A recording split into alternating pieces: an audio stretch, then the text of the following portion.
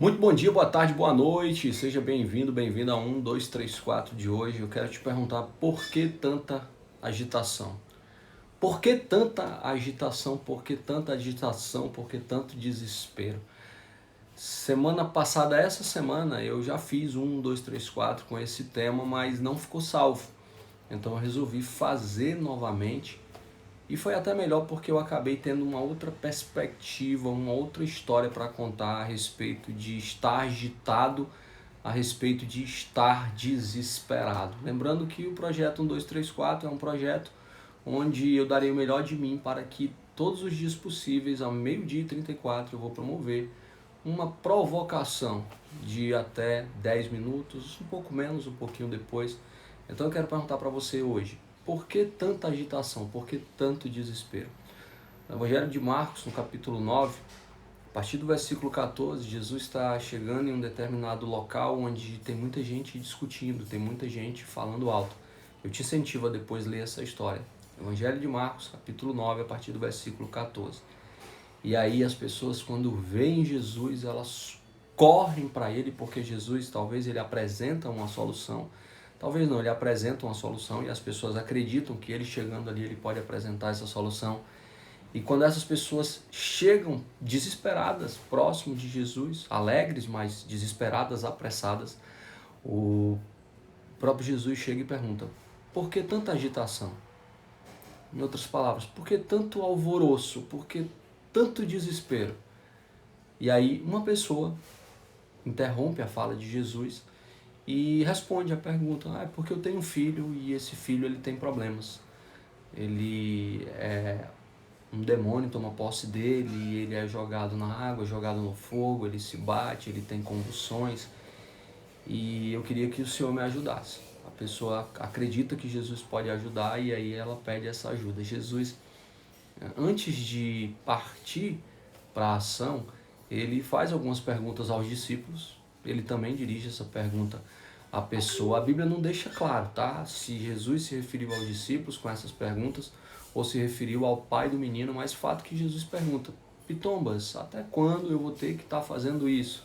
Até quando eu vou ter que demonstrar? Eu acho que Jesus está querendo dizer mais ou menos assim, vocês mesmos podem resolver isso, vocês mesmos podem fazer, achar a solução do problema. Legal. Jesus faz essa indagação, depois ele faz uma outra indagação, que é a mais importante para mim nesse caso, naquilo que eu quero falar para vocês. Ele diz assim, faz quanto tempo que isso acontece? E aí o pai do menino responde.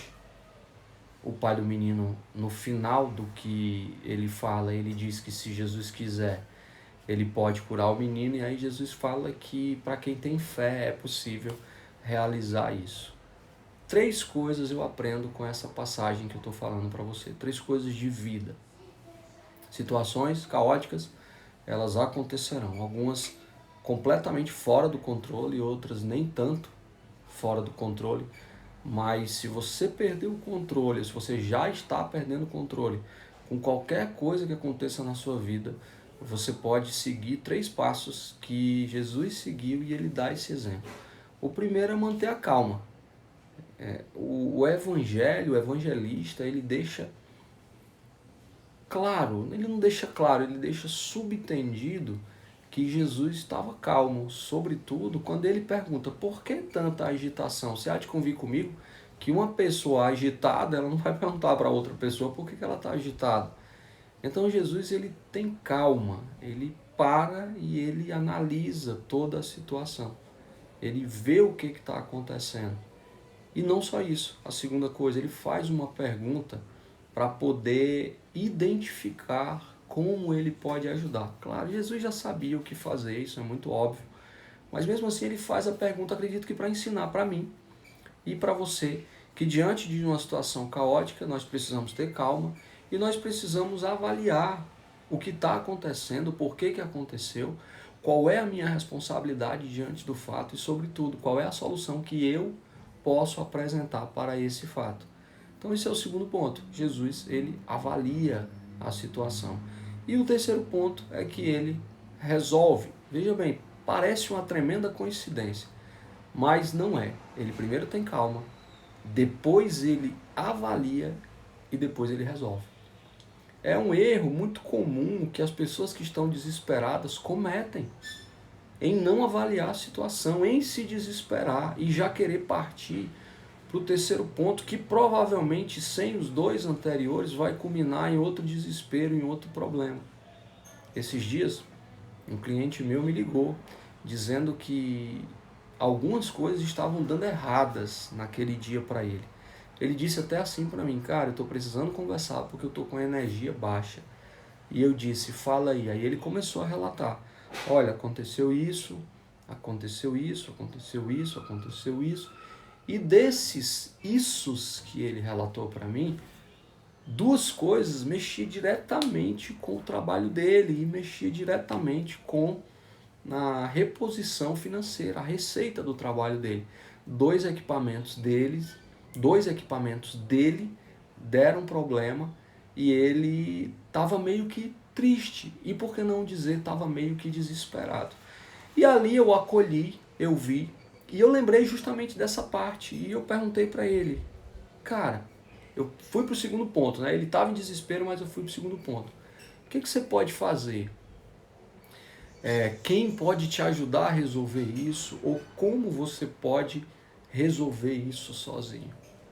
E aí a vida seguiu, nós conversamos, eu deixei essas duas perguntas. Quando foi mais tarde, ele voltou para mim com outro astral, a energia dele já tinha subido. Por quê? Porque os dois maiores problemas daquele dia tinham sido resolvidos.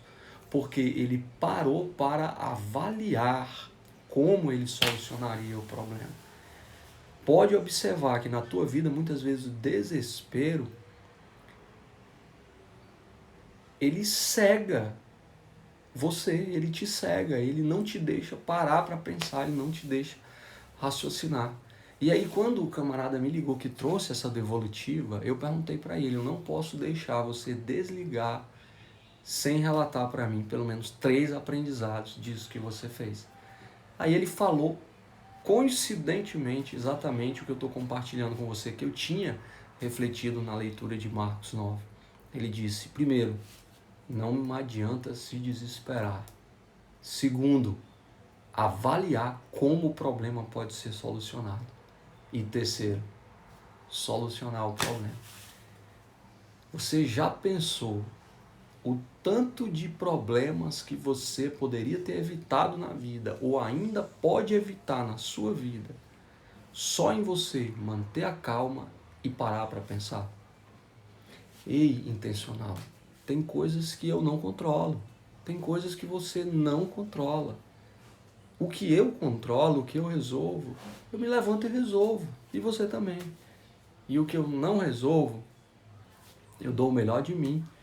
E o resto fica na mão de quem pode resolver. Qual é a situação desesperadora que você está passando? Por que tanta agitação? Por que tanta agitação? Então eu quero terminar dizendo para você, Claudinha, Rayane, Ingrid, Max, Lissandro, Pedro, Georgina, Brenda. Estou com pessoas de fora aqui, eu estou com a Brenda, se eu não me engano, da Rússia, a Aline de Portugal, Vivi, Grande Domingos, Roberta, Janaína, Bruna, Thaís, Alice, Luan e todos vocês que estiveram aqui na live, que estão na live ou que estão vendo esse vídeo nesse momento. Para que tanta agitação? Bom, é isso. 10 minutinhos, projeto 1, 2, 3, 4, meio-dia e 34. Todos os dias possíveis eu dar o melhor de mim para fazer isso. Espero aqui, quem sabe amanhã, quem sabe depois de amanhã, estou dando o melhor de mim. Espero que tenha provocado você a tomar alguma atitude. Se faz sentido para você, então não deixa morrer em você também, tá? Compartilha. Quem sabe alguém desesperado está precisando aprender com Jesus a resolver alguns problemas muito sérios. É isso, faz isso, seja intencional. Tchau, tchau.